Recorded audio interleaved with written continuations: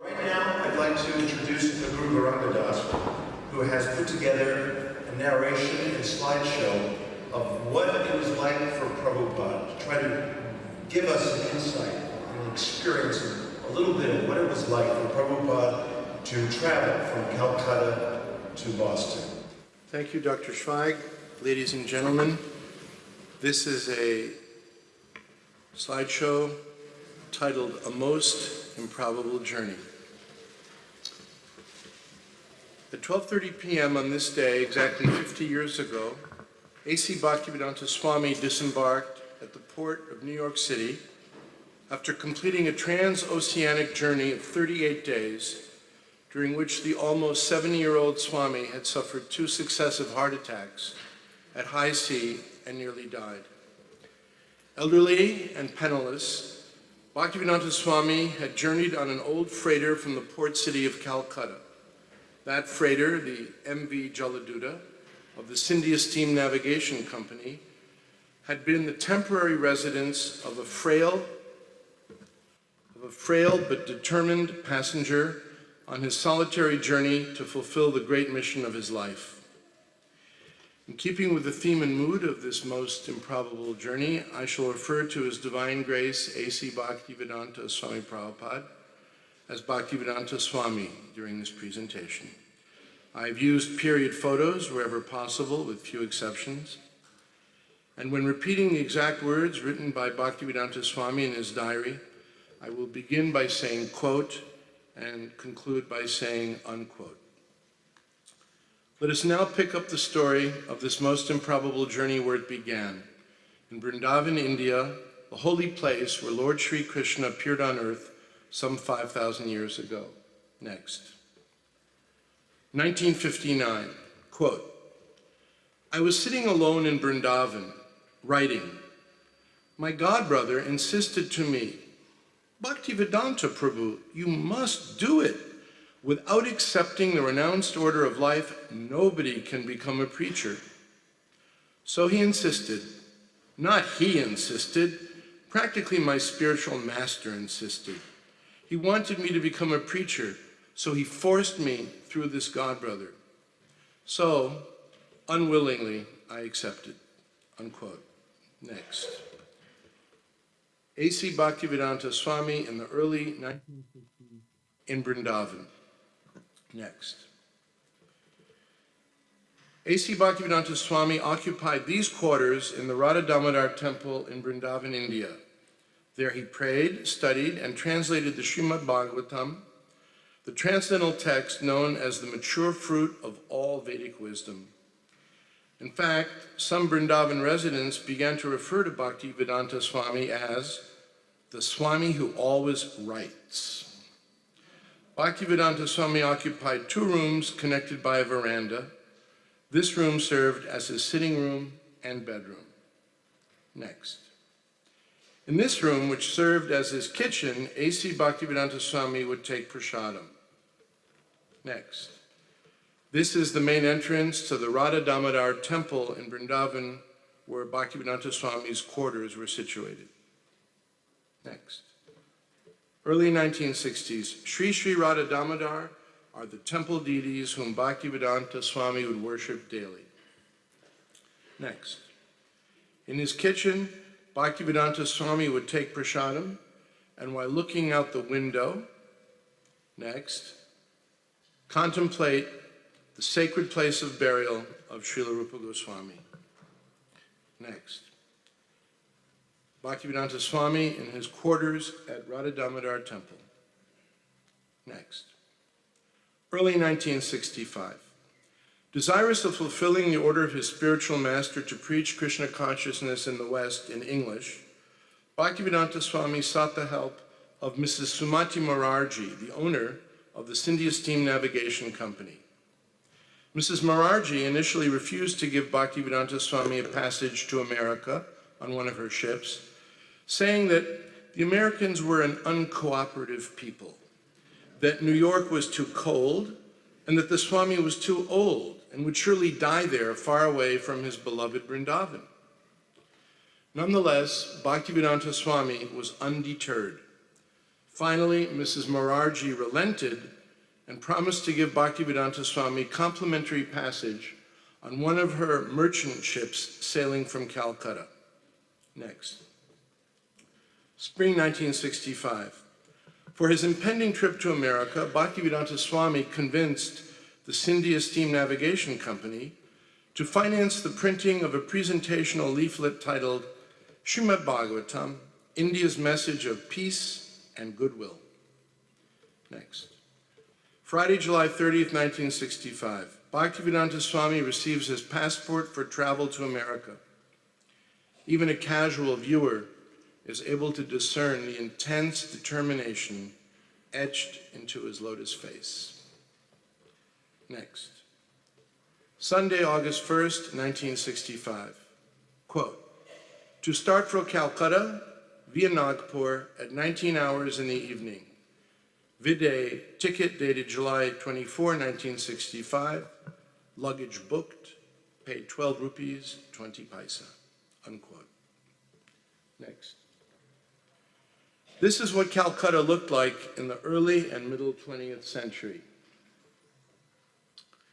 That is the Hooghly River in the background, a tributary of the Holy Ganges.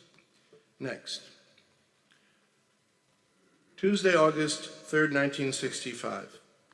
Upon arrival at the Howrah train station 2 days later, Bhaktivedanta Swami would have traversed the Howrah Bridge across the Hooghly on his way to the Bungur Dharmashala, an Indian religious rest house for pilgrims located at 65A Pachurya Gata Street, indicated by the green marker. He would stay there for 3 nights before going to Sridham Mayapur. Next. Wednesday, August 4th, 1965. Bhaktivedanta Swami received his complimentary ticket for passage aboard the MV Jaladuta from Calcutta to New York. This is what it looked like. Next. Friday, August 6th, 1965. Quote, morning to start for Mayapur and return back in the evening. Next.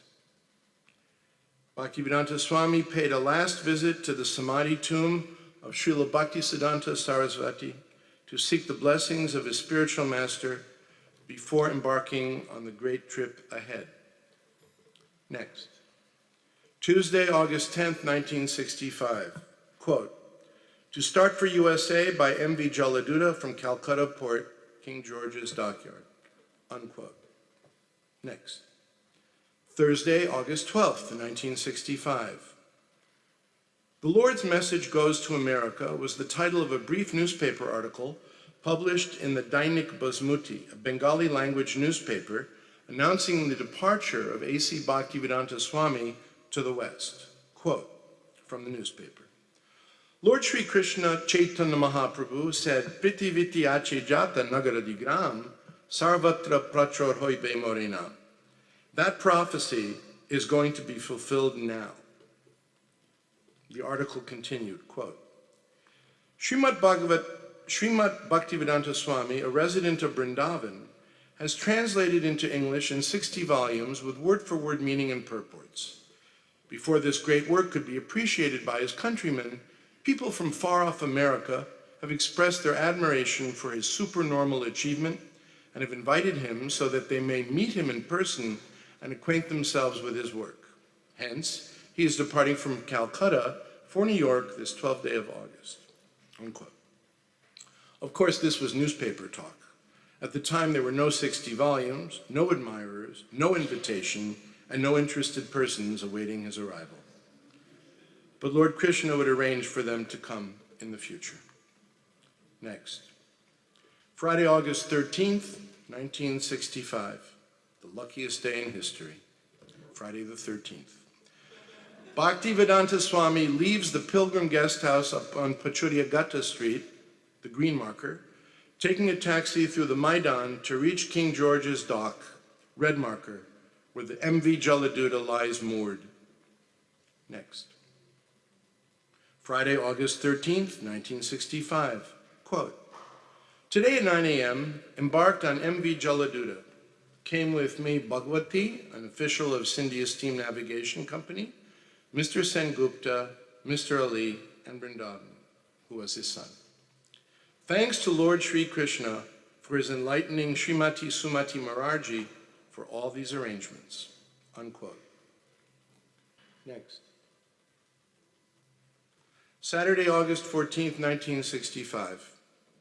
Quote, "The ship started at about 11 o'clock in the morning majestically, but on reaching the Bay of Bengal, there is tilting of the ship and little rolling also. The roughness increased gradually on the upper Bay of Bengal, and I felt sickness. There was vomiting tendency and dizziness, and I felt uncomfortable the whole day and night. The sea was foamy all through. It appeared like a big plate of water extending to 40 square miles, but factually was endless, so today.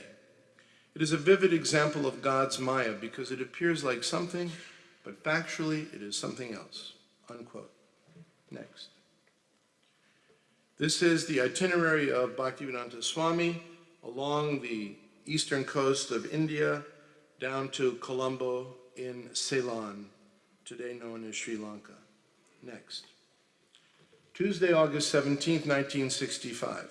Quote, "The captain informed me that by next 6 hours we shall reach Colombo port. Today I was better." Unquote. Next.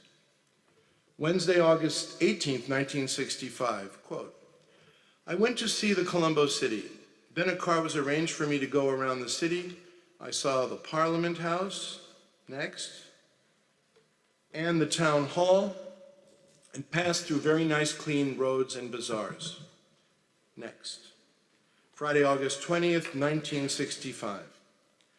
Steaming from Colombo, Ceylon, point A, through the Laccadive Sea to Cochin, point B. Quote, "Today the captain arranged for a meeting on board the MV Jaladuta on account of Janmashtami Day, and I spoke for an hour on the philosophy and teachings of Lord Sri Krishna. All the officers attended the meeting, and there was distribution of prasadam. The matter was radiographed to Sumati Mararji in Bombay." Unquote. Saturday, August 21st, 1965. Still on this itinerary to Cochin. Today is Bhaktivedanta Swami's 69th birthday. He makes no entry of it in his diary. Evidently, he did not consider it worth mentioning. Next. Sunday, August 22nd, 1965. Quote, "At about 10 a.m., we are now in the dockyard of Cochin." Unquote. Next. Sunday, August 22nd, 1965.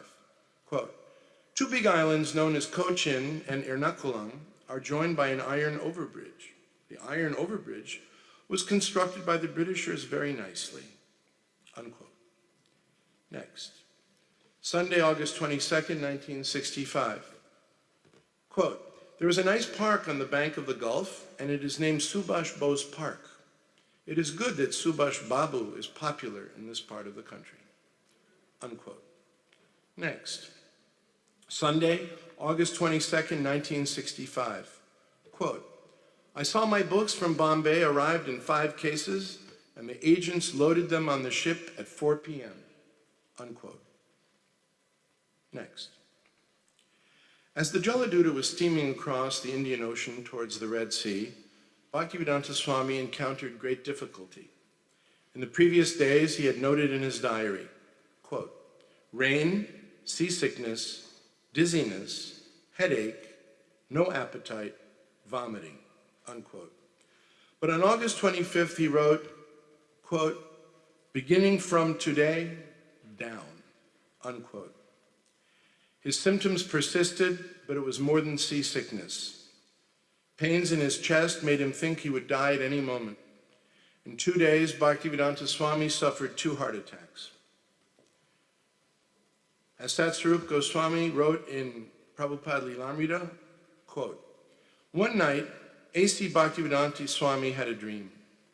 Lord Krishna and his incarnations were rowing a boat, and Krishna told Prabhupada that he should not fear, but should come along. Prabhupada felt assured of Lord Krishna's protection, and the violent attacks did not recur." Next. Tuesday, August 31st, 1965, quote, passed over a great crisis in the struggle for life and death. A separate statement has to be written on this crisis, unquote. To the best of our knowledge, no such statement was made. Evidently, Bhaktivedanta Swami saw no need to do so. Next. This is a satellite view of the Red Sea, Gulf of Suez. The Jaladuta went into the Red Sea, into the Gulf of Suez, and approached the Suez Canal. Next. Wednesday, September 1st, 1965, Bhaktivedanta Swami notes the arrival of the Jaladuta at Port Suez, an Egyptian city at the southern point of the Suez Canal. Next. This is a map of the Suez Canal. At the southernmost point, there is the city of Suez. At the northernmost point on the Mediterranean, Port Said. Next. This is a period picture of the Suez Canal in the 60s. It was normal for two ships to pass in opposite directions. Next. Thursday, September 2nd, 1965. This is the north end of the Suez Canal, approaching Port Said. Next.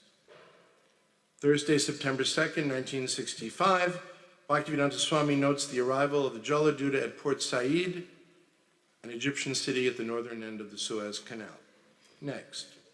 Friday, September 3rd, 1965, A.C. Bhaktivedanta Swami commented about Port Said, Egypt's oldest port city. Quote, the Port Said city is nice. It has long, narrow, neat, and clean roads with lofty buildings. The city is not at all congested. While passing the rear point of Suez towards Mediterranean Sea, the city is clearly seen. Although in the desert, the city has all varieties of vegetables available, unquote. Next. Friday, September 3rd, 1965. The Jaladuta sails past the Grand Mosque of Port Faoud on the eastern side of the Suez Canal, opposite Port Said. If Bhaktivedanta Swami had been on board, that's exactly what he would have seen. On deck, excuse me. That's exactly what he would have seen. Next. Saturday, September 4, 1965. Upon leaving the Suez Canal, the Jaladuta heads into the waters of the Mediterranean Sea toward Sicily and Malta. Next. Tuesday, September 7, 1965.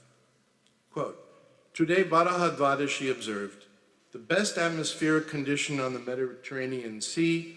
All along, we have seen the Algerian coast. Unquote. Next. Tuesday, September 7th, 1965. The journey continues as Bhaktivedanta Swami reaches the Strait of Gibraltar, connecting the Mediterranean Sea to the Atlantic Ocean. Next.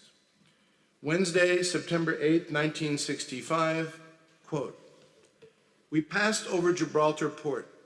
The other side is Spanish Morocco. There is regular ferry steamer service. The strait is wide, about 7 miles across. Next. Wednesday, September 8th, 1965, quote, we are in the Atlantic, unquote. Next. Friday, September 10th, 1965, quote, today the ship is plying very smoothly. I feel today better, but I am feeling separation from Sri Vrindavan and my lords, Sri Govinda, Gopinath, Radha Damodar. The only solace is Sri Chaitanya Charitamrita, in which I am tasting the nectarine of Lord Chaitanya's Leela. I have left Bharata Bhumi just to execute the order of Sri Bhakti Siddhanta Saraswati in pursuance of Lord Chaitanya's order. I have no qualification, but I have taken up the risk just to carry out the order of His divine grace. I depend fully on their mercy so far away from Vrindavan, unquote. Next. Saturday, September 11th, 1965, quote, today the ship ran on very smoothly, the sky was clear, and there was sunshine all the day, unquote. Next. Saturday, September 11th, 1965. Here is a photo of the MV Jaladuta, quote, running very smoothly, unquote, which I was fortunate to find in an online database of historic merchant ships. To the best of my knowledge, this image has never before been shown in public. Next. Monday, September 13th, 1965. Quote, I emphatically say to you, O brothers, you will obtain your good fortune from the Supreme Lord Krishna only when Srimati Radharani becomes pleased with you. Sri Srimad Bhaktisiddhanta Sarasvati Thakur, who is very dear to Lord Gauranga, the son of Mother Sachi, is unparalleled in his service to the Supreme Lord Sri Krishna. He is that great saintly spiritual master who bestows intense devotion to Krishna at different places throughout the world. Next. Tuesday, September 14th, 1965. Quote, I was talking in the captain's room with the chief engineer, Mr. Travers, who told me that he had never had such experience of calm and quietness in the Atlantic. There was always typhoon, cyclone, fog, etc., at least for days in every trip in the past. I said, it is Lord Krishna's grace. If such things as usual in the Atlantic would have taken place, I would have died, unquote. Next. Friday, September 17th, 1965. After a 35-day journey from Calcutta, the Jaladuta reached America at Boston, docking at Commonwealth Pier at 5:30 in the morning. Next. Friday, September 17th, 1965. It was at Boston's Commonwealth Pier that Bhaktivedanta Swami composed another poem in Bengali titled Markini Bhagavad Dharma. Some of the verses he wrote on board the ship that day are as follows. Next. Quote, My dear Lord Krishna, you are so kind upon this useless soul, but I do not know why you have brought me here. Now you can do whatever you like with me. But I guess you have some business here, otherwise why would you bring me to this terrible place? But I know that your causeless mercy can make everything possible because you are the most expert mystic. Somehow or other, O Lord, you have brought me here to speak about you. Now, my Lord, it is up to you to make a success or failure, as you like. O spiritual master of all the worlds, I can simply repeat your message. So if you like, you can make my power of speaking suitable for their understanding. O Lord, I am just like a puppet in your hands. So if you have brought me here to dance, then make me dance. Make me dance, O Lord, make me dance as you like. I have no devotion, nor do I have any knowledge, but I have strong faith in the holy name of Krishna. I have been designated as Bhaktivedanta, and now if you like, you can fulfill the real purport of Bhaktivedanta.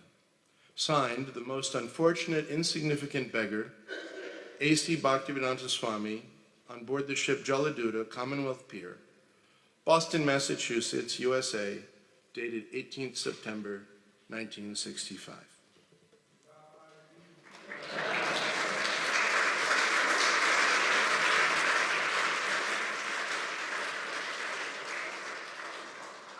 Next, Sunday, September 19th, 1965. Quote, today is the 38th day of our journey, and we reached New York Port at 12:30 p.m., about 3 hours later than the scheduled time, unquote. Next. Sunday, September 19th, 1965. The Jaladuta finally sailed into New York Harbor and docked at a pier in Brooklyn. The elderly and frail Swami, who disembarked that day, exactly 50 years ago today, had traversed 2 oceans, sailed past many countries, and suffered 2 heart attacks, carrying with him only 40 rupees and an Indian steel trunk full of Bhagavatams. He had fulfilled the order of his Guru Maharaj and was now poised to start a Krishna conscious revolution in the West, which would spread all over the world. Next. Total distance, 2,000 kilometers by land and 20,000 kilometers by water. The end. Thank you for your attention.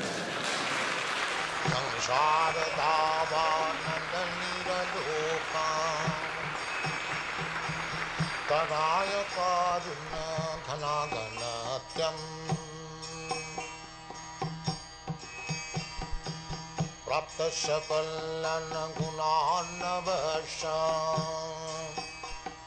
Vande Guru Sri